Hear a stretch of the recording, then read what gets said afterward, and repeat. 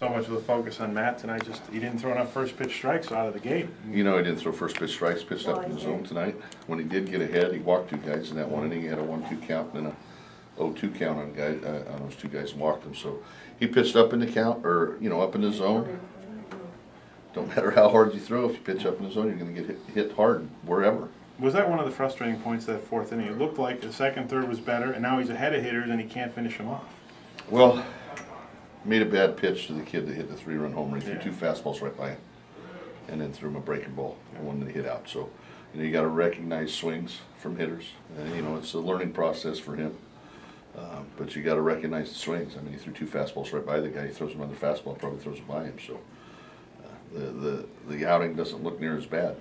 How much of this is part of the learning process, dealing with all the outside chatter about you as a pitcher? Well, it is a learning process for him, and I know that it's in his head. I've talked to him, tried to calm him down as much as I possibly can, but you can't sit there beside him the whole time, especially when he's out on the mound. But I'm sure that it's had an effect on him. There's pressure on him, there's no question, but there's a lot more pressure when you get to the big leagues. So, with that being said, you got to learn how to handle it a little bit better, I think. Regardless of what your report says, is there a direction where he's going? I don't have a clue. I'm just. Sandy has said that at some point in time, he's knocking on the door. At some point in time, he's going to get to the big leagues, probably this year. When they decide that that's the right time, then they'll make that decision. Results haven't been there the last 1.5 games or so.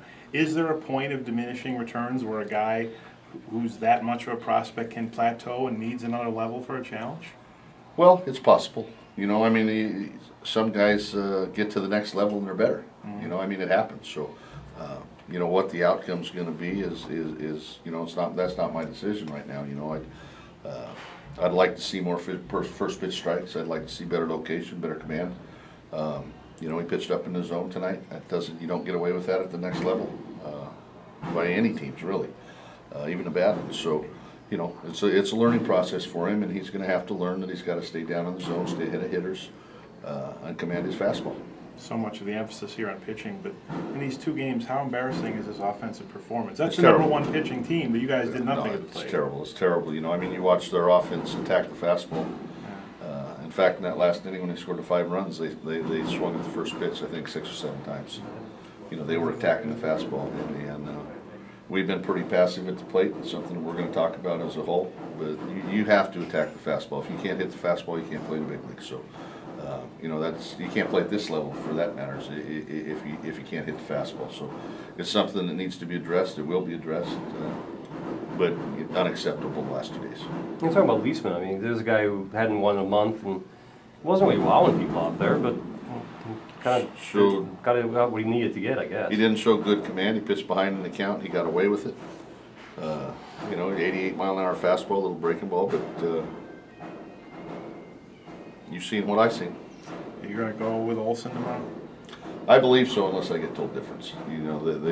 That's who we'd like to pitch. There's a possibility that Owen could start, but I haven't heard yet. Thanks. Okay.